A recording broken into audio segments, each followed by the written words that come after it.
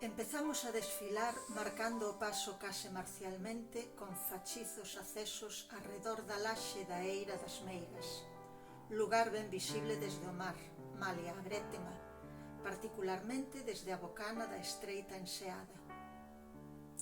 Diante ia o crego sabio, coa cruz dos enterros na man, vestido cunhas pomposas roupas litúrxicas esfiañadas e unha casula negra.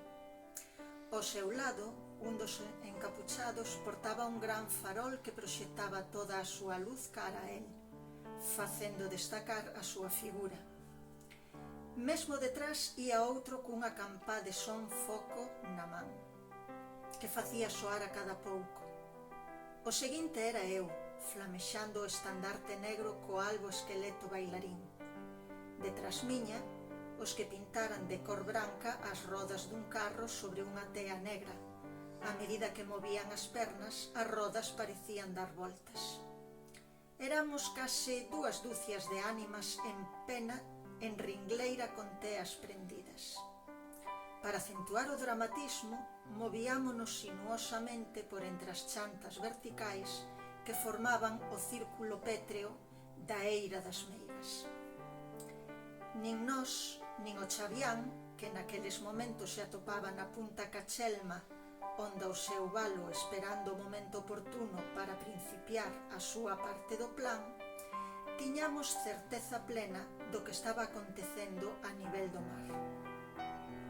Pola escuridade imperante ignorábamos se o Anankou, que tivera a precaución de entrar coas luces apagadas, seguía o rumbo marcado ou se puxera ao pairo.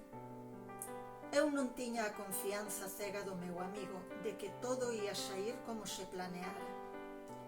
E se xa tivese fallado algo e os piratas xa soubesen o que lles tiñamos preparado e se estaban deixando levar? Afastoume dos meus pensamentos o crego sabio, que naquel momento se subira ao alto da pedra queimada, aquela especie de altar antigo no centro da Eira das Meigas, e, dunha maneira cerimoniosa, erguera a cruz en alto como un trofeo.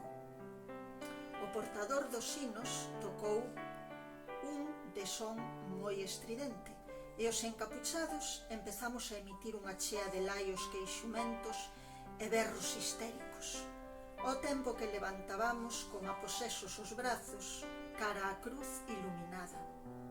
O sacerdote colleu logo un incensario, o que lle chamara botafumeiro, e abaneou no cara aos lados, provocando unha gran fumareda.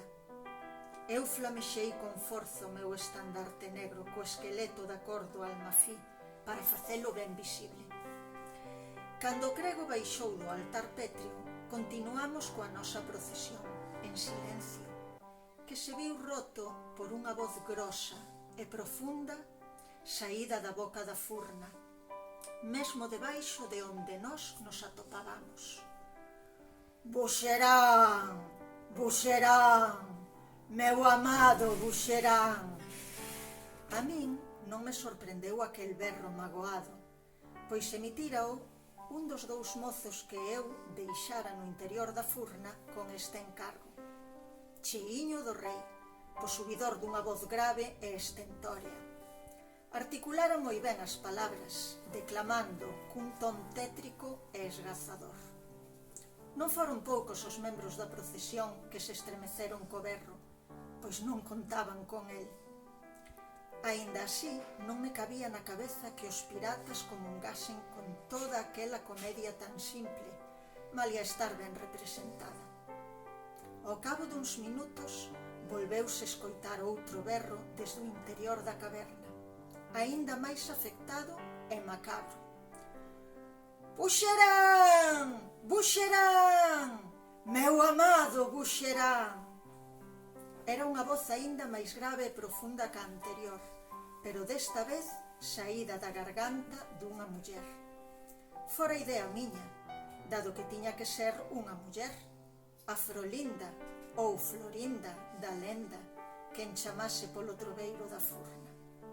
Pero resulta que todos os encapuchados recoñeceron no mesmo intre a dona da voz grosa, a baruda Ádega de Xansón, e a uns e a outros lles empezou a dar a risa.